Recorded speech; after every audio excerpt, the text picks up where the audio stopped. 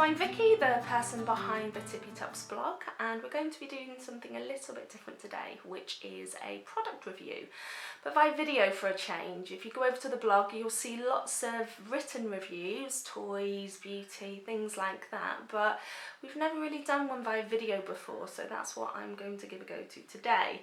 Going to start simple, going to start with an electronic piece of equipment we already own and already use on a weekly basis, unfortunately, which is an iron.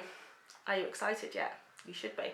Well, we're just going to go through the Tefal Ultraglide today. We've owned this for about 4 months now. That's because our last iron unfortunately stopped working, and when I mean stopped working, it is because I ironed a bit of wonder web to the underside, which means that a little bit of glue got on everything and it stopped working, so well done me on that point.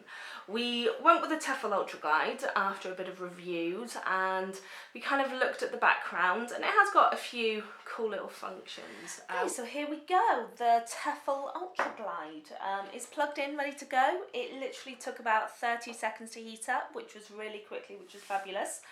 Before we get started, just to mention my ironing board. This bad boy has been with me for, I don't even know, well over 10 years now. I inherited it once I finished university, and it has come with me everywhere ever since. So you'll have to excuse the rather funky design, the tattered look, and the fact it's a bit old and battered, but it's functional and it still works, so let's not hate on the board. So back to the iron. First of all, one of the things I really do like about it, it has a wide kind of extra large nozzle to put the water into. If you're anything like me, you can pour water into it, it can overflow, so on and so forth. So the fact that this is quite large and something big to aim for kind of stops everything getting wet, which really helps. It has the standard settings, so the maximum to minimum, delicate through to cottons. And I currently have it set on cotton, not quite at the top, but up at that side, purely because most of the fabrics we tend to iron are cotton based, as they end up pretty wrinkled. So in terms of it working, it literally does glide, so go straight over, very, very quick and easy to do.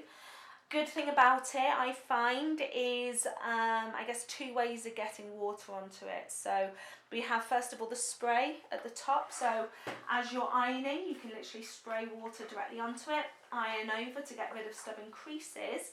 And then you also have this fabulous little trigger underneath. So when pressed, literally does let off a good wedge of steam. So what it means is as you're ironing, you can literally steam as you go, and what it does is it gets rid of all of those stubborn creases, which is really great. What you have underneath, you'll have noticed, is this great inbuilt stand, and what this does is just add a bit of stability when you're using it, and it also gives a great channel for this cord. I don't know if you've ever used an iron before and you've been using it and the cord gets in the way and you end up kind of almost tripping over it. This kind of just keeps it to the back and out the way, so no matter where you put it down, from where, all it constantly does is it takes that cord back out of the way, so you're not tripping over it or having any issues. So yeah, there we have it, the Tefal Ultraglide. Not a bad piece of equipment, light, easy to use, got a super fast heat up. They have that kind of anti-scale, self-cleaning kind of technology, which means hopefully it's going to last a little bit longer, provided I don't let it near any kind of glue. It has that easy cord system, which really is easy to use, and it does make life a little bit easier. That steam trigger, which I do think is absolutely fabulous. And one thing we didn't mention is it also has an auto off functionality.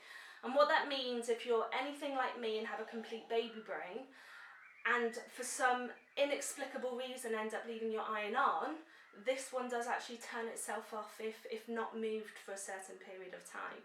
I'd like to think I'm the kind of person that would never leave an iron on, but unfortunately I can't particularly guarantee that. So that just gives me that little piece of mind to make sure it doesn't go through. So yeah, thank you for watching if you've made it this far, And the Tefal Ultraglide, certainly something I would recommend if you're looking for a good solid middle of the range iron that works functionally whilst I guess still looking pretty in a